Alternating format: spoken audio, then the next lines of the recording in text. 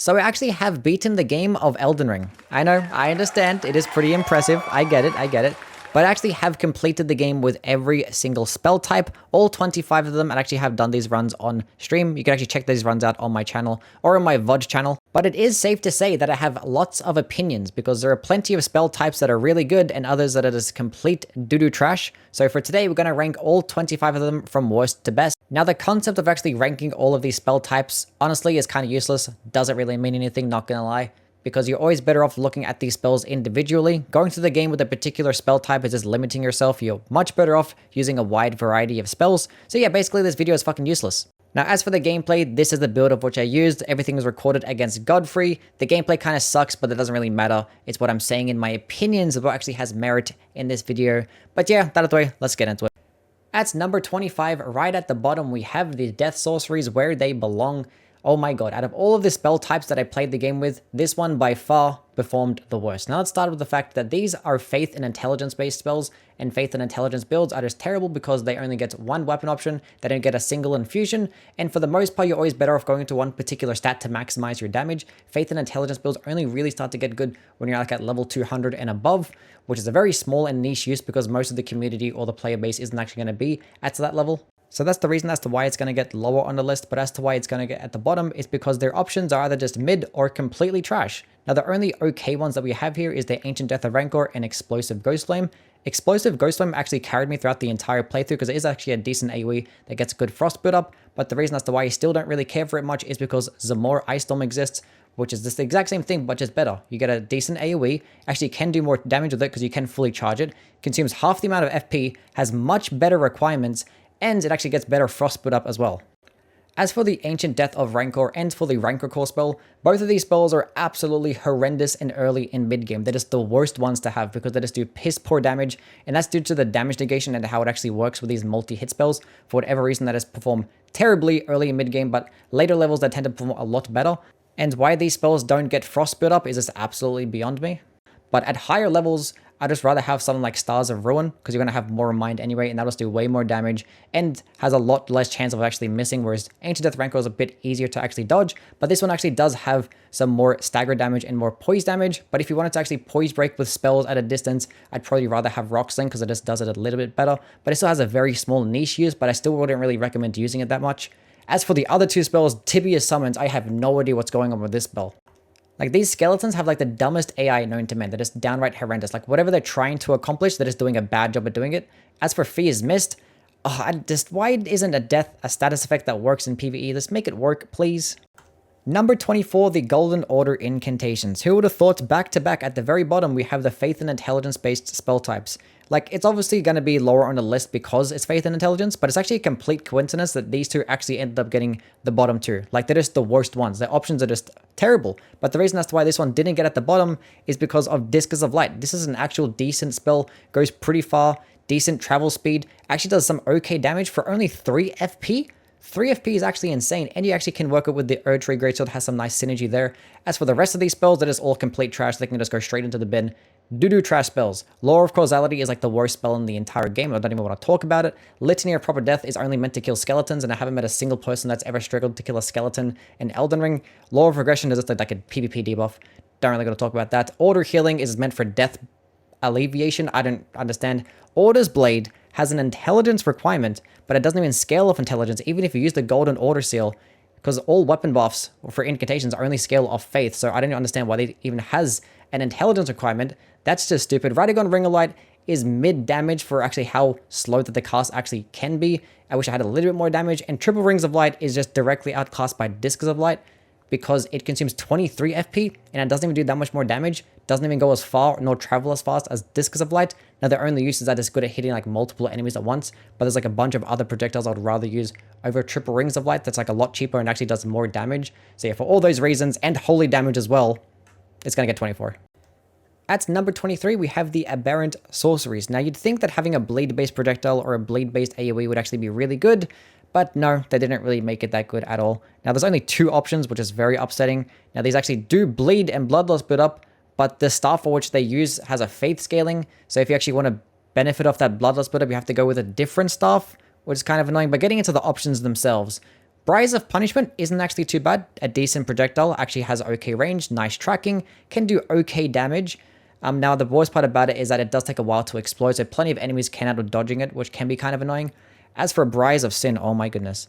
This thing is it's just that. It's a sin. It's a sin as to why it even exists to begin with, because it has terrible range. It literally does less damage than Briars of Punishment despite it having terrible range. You can only do a 3-hit combo, so after you do that 3rd hit, you have to wait all over again to start the animation over again. And it takes away more health. How do you do less damage, less range, have slower casting speeds, and take away more health than Briars of Punishment? It clearly was not designed by the same person. So yeah, this is the reason as to why it's going to get number 23. Number 22, we have the Clayman's Sorceries. Now, once again, there's only 2 spells in this type, but Great Oracle Bubble, actually a pretty decent spell, can go relatively far, has some nice tracking, can do some decent damage, actually does stay still for a little bit, so you actually can bait enemies into it, which makes for a pretty fun experience.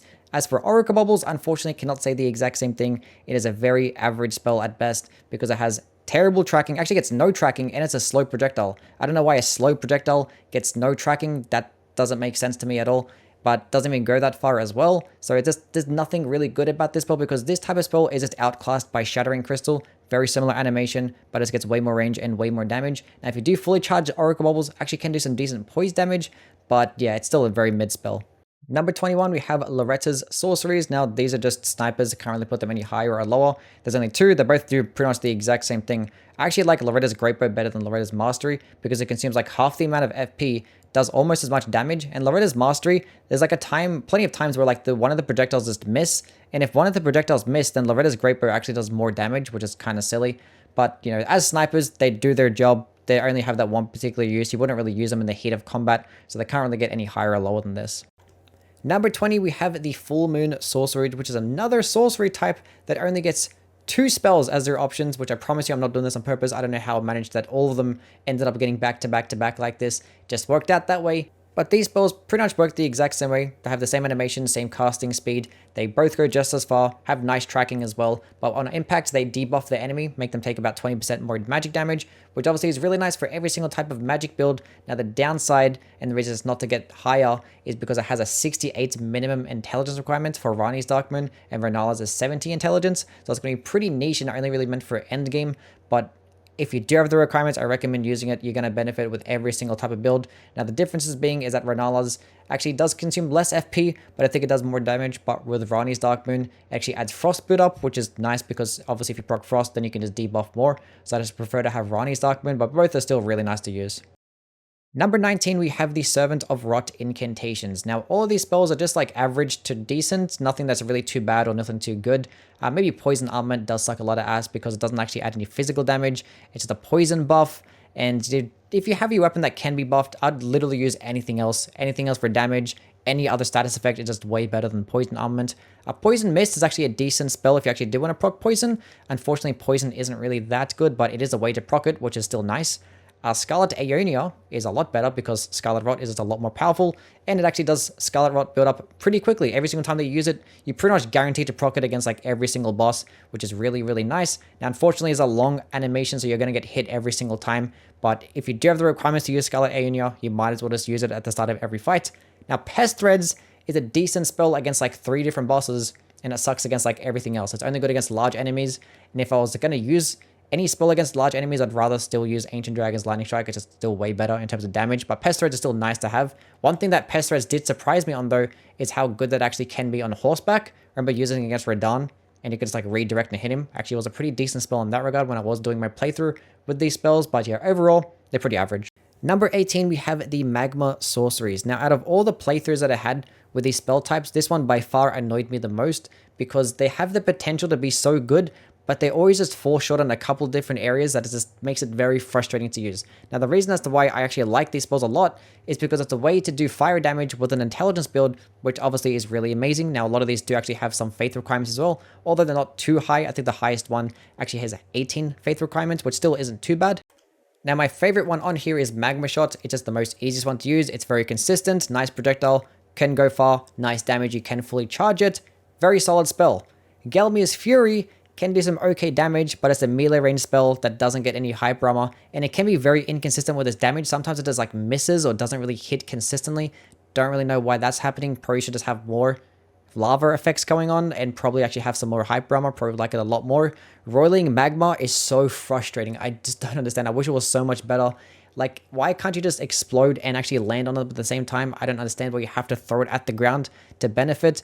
It's very situational, and even when you actually do land an attack, it doesn't even do more damage than something like Magma Shot. It's like, there were certain bosses to where it actually was really nice to use, but I just wish I had more damage, probably exploded a bit faster, or, you know, just land on the enemy and then explode. That would be kind of cool, because it consumes like twice as much FP as Magma Shot, but doesn't even do that much more damage. It's kind of frustrating. And Raikard's Rancor is just completely inconsistent. It's like good against larger bosses sometimes, but yeah, it is like not that much FP used, which is pretty cool. But I wish it has had like more tracking and probably did a bit more damage. I don't know. I just wish it was more consistent in the way that it actually did perform. Number 17, we have the CRYSTALIAN sorceries. Now, all of these spells are actually really good. Unfortunately, there's only 3 of them, and all of them have pretty high requirements as well. Shattering Crystal is the cheapest at 38 intelligence, and Shattering Crystal is probably the best one on here as well. It's a nice shotgun spell, gets very good damage, has some decent range. Quick cast, only consumes 21 FP, like this spell a lot. Crystal Release is actually very high damage. You can actually melt enemies extremely quickly. Unfortunately, you have to be right in front of the enemy and at that distance as well. You do get nice hype armor. You actually can like poise against any single type of attacker when using it, which is pretty nice. Crystal Torrent is another decent spell, but it's pretty much like Comet Azure, but that's the budget version of that. Because if you don't have the requirements for it, you can use this one. It works the exact same way, kinda, but Comet Azure is obviously gonna be like way better. But yeah, they're all like about A tier spells. Shattering Crystal is probably an S tier, so it probably ends up balancing out to be around about number 17. Number 16, we have the Primeval sorceries. Now, once again, there's only 3 spells on here, and all of which have very high requirements. Now, Comet Azure is just going to be the obvious best option here, because this thing can just melt and cheese half the game. Because against enemies that like to dodge, it's going to be pretty much useless. But against enemies that don't really move as much, this thing is just going to melt them extremely quickly. It's just definitely going to be one of the best spells when you actually use it against certain types of bosses. Founding Rain of Stars is an absolute dog shit spell. Consumes like way too much FP. Has multiple slots that it takes up. Has a 52 intelligence requirement. And it just does piss poor damage. It's absolutely horrendous. Now, Stars of Ruin actually isn't that bad of a spell. It's probably a bit more meant for PvP, even though it has been nerfed. But it still actually is a pretty decent spell in terms of total overall damage. Does consume 32 FP, however. So if you actually have a lot of mind, it actually can be pretty decent. But at lower levels, I wouldn't really recommend using it. But yeah, Comet Azure definitely carries as a whole class. Number 15, we have the 2-finger incantations. Now, all of these are just nothing but damage negation spells, healing spells, and stealth-based ones, so there's no offensive spells on here. But the damage negation spells are really good. I only have a 10 faith requirement, and they increase your damage negation by 30%, which is just amazing. Now, you actually have some other healing spells on here, like Lord Heal and Great Heal, which perform really nice until you actually get to ERDTREE Heal. Darkness is actually a pretty decent stealth-based skill or spell, because you can actually just use it and reset enemy aggro and like teleport out if you wanted to, or actually get like a critical attack. And obviously when enemies are not aggroed, you just do bonus damage in that regard. So it's actually a pretty nice spell there. So yeah, overall, these actually have some nice utility, but obviously no offensive options, so I can't get anything higher than this. Number 14, we have the Bestial incantations. Now this is where it actually starts to get good. All of these spells are really nice, except for a couple, but Beast Claw is definitely the most surprising one on here when I did my Bestial only run. This spell performed really nicely. Only consumes 10 FP, can go pretty far, has some nice damage, you can fully charge it, and you actually can use it on horseback as well, which is the most surprising thing to me. Stone of Garank is actually a pretty nice spell too, can consecutively cast it over and over again, nice damage, does poise break pretty good. Bestial Sling unfortunately got nerfed too many times, only really good at point blank range because it has like terrible damage fall off. Garank's Beast Claw is just directly outclassed by regular Beast Claw because it doesn't really do much damage, consumes more than twice the amount of FP compared to regular Beast Claw, and it has like worse hit detection, and it consumes so much stamina. Like the stamina cost is just absolutely insane. Like Beast Claw are just way better. And you do actually get a spell like Bestial Vitality as well, which for only like 12 faith, you get like a free health regen spell, which actually does work pretty decently. I think it's like 2 or 4 health per second, which is really nice. So yeah, overall, pretty decent spell class. Number 13, we have the Blood incantations. Now, these are obviously amazing because they can do bleed, but not just any bleed, it's actually Blood Flame, which is just amazing because it has that bleed build up over time. And all of these spells actually have very cheap requirements as well, which obviously is really nice. I think the only downside to these is there's no seal to actually boost the damage of these things, but they still perform really nice. My favorite one on here would probably be Blood Flame Blade. Just putting this on any weapon that can be buffed just makes it instantly like really good. It's probably the best buff in the entire game. Blood Flame Talons is an amazing melee-based spell because obviously you get that bleed build up every time, can stagger pretty well, and actually still does decent damage. Yes, it's not going to be the same type of damage as O-Flame or Catch Flame, but the fact that you can proc bleed means that it probably can perform better. Now, Swarm of Flies, don't really care for it much. It has been nerfed, so that bleed up over time isn't really as good. I'd probably end up using something like Blood Boon, because you can just throw it at the ground, and if enemies like stay in that location, which kind of works the same way as Swarm of Flies, it can probably end up doing more blood loss build up. And Blood Boon actually consumes less FP than Swarm of Flies, but Blood Boon I don't really still care to use it much because the damage itself isn't really that great. It's only really used for that blood loss build up. But yeah, overall, really good class.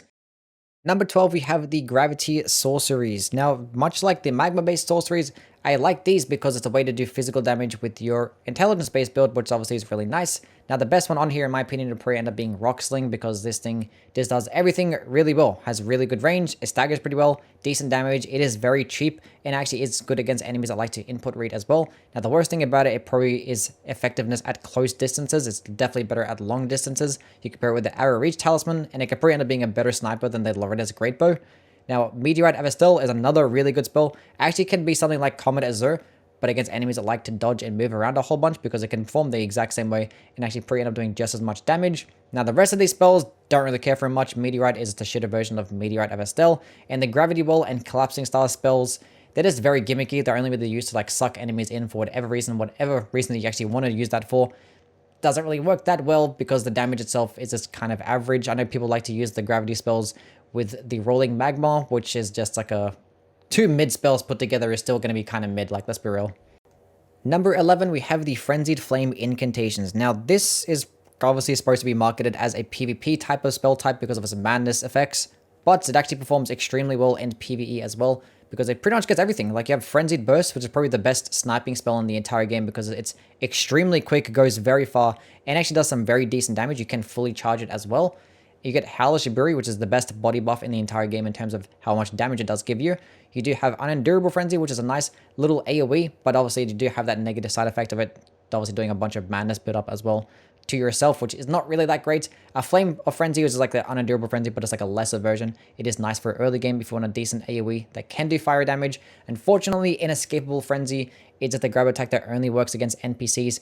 I wish it worked against like all smaller type enemies, like how Life Steal works, but unfortunately it doesn't really work that way. It's only really meant for PvP in that regard, which sucks. But Frenzied Incantations are still really good. At number 10, we have the Fire Giant Incantations. Now, these actually have some very solid options. My favorite ones being Bono Flame and Flamefall Upon Them. Flamefall Upon Them is probably my favorite incantation that is a projectile in the entire game because it's very cheap, only 18 FP. You can fully charge it, and it has a very nice horizontal spread, so it's good against enemies that like to dodge, and it does very solid damage. Now, Bono Flame, I like it a lot, but I think Ancient Dragon's Lightning Strike is just the better version because it's more consistent in the way that it actually fires, and it can just do way more damage. Where the Bono Flame, the projectiles, or the pillars are just a lot more RNG based, but they can still do a very solid amount of damage. Giant's Flame Take Thee is very solid as well. You actually can do some decent knockback damage, send enemies flying, but I just prefer to have Flamefall Upon Them because it's a lot cheaper and actually is better against enemies that like to dodge. Flame of the Fellow God, I don't really care for it much because it's not that much damage, and it's very expensive in terms of requirements, spell slots, and FP. You only really use it at the beginning of the fight to just have a nice tracking spell, I guess. But it does take a while to explode as well, so enemies can dodge it. It does actually need a buff, but yeah, these are definitely deserving of top 10. Number 9, we have the Godskin Apostle Incantations. Now, Black Flame is just going to be amazing because it has that damage over time effect to the point where all you need to do is hit a boss like 40 times, no matter how much damage you're doing, and it's just going to outright kill because it has a percentile damage over time. Now, the options that these actually do have are still really good. Black Flame is a solid projectile. There's nothing like too crazy. It's just a nice projectile that can go pretty far. You can fully charge it. Scouring Black Flame is decent against hitting multiple enemies. Does have some very weird hit detection, but there is like a bug the way you actually can hit multiple times. It hits like twice instead of once. I don't really know how to do it consistently, but if you can do it consistently, it's probably like one of the best spells in the entire game. Black Flame Ritual, don't really care for it much. It's very situational. Does consume a lot of FP for how much damage it actually does do, but there are certain situations where you can benefit. Noble Presence is actually really fun to use. Does a good amount of poise damage. You actually can pair it with the chest piece and actually do even more damage on top of it. You can fully charge it as well. It's really nice. And the other types of support spells like Black Flame Protection is a nice, damage negation buff, but it doesn't actually decrease your flask as well. But Black Flame Blade is going to be the other one, which it's a nice buff in terms of like just adding more damage over time to your weapon, but it only lasts 7 seconds. It probably should, use a little bit of a buff, at least 15 seconds. That would be really nice, but it still is pretty solid. At number 8, we have the Glintstone sorceries. Now, this is just going to get top 10 by default due to how many options that it actually does have. There are plenty of mid options on here because they just always have something that directly outclasses it, but there's plenty of very solid options. The best one probably being Terra Magica. It's a buff that just adds more magic damage. You use it for every single type of magic build. It's really good. Comet is a very solid projectile, but Night Comet kind of just outclasses it. But other projectiles like the Shard Spiral is very good against larger type of bosses. Swift Glintstone Shard is a very solid projectile. Crystal Barrage is actually kind of underrated. It does some nice damage, although I don't really care to use it that much. You have good melee-based spells like Rock Blaster and Gavel of Heimer. So you just got a bunch of just really good stuff overall. There are some very like mid options like Thops's Barrier, and Crystal Burst is very, very bad. But you know, you get a little bit of everything, so it's nice. Number 7, we have the ERDTREE incantations. Now, this just gets this high because of its support spells. You have like all the best damage negation spells that adds like 60% more damage negation. You have Golden Vow, which is probably the best buff in the entire game. You have the best like healing spells in ERDTREE Heal, and you have the best health regen spells in Blessing of the ERDTREE.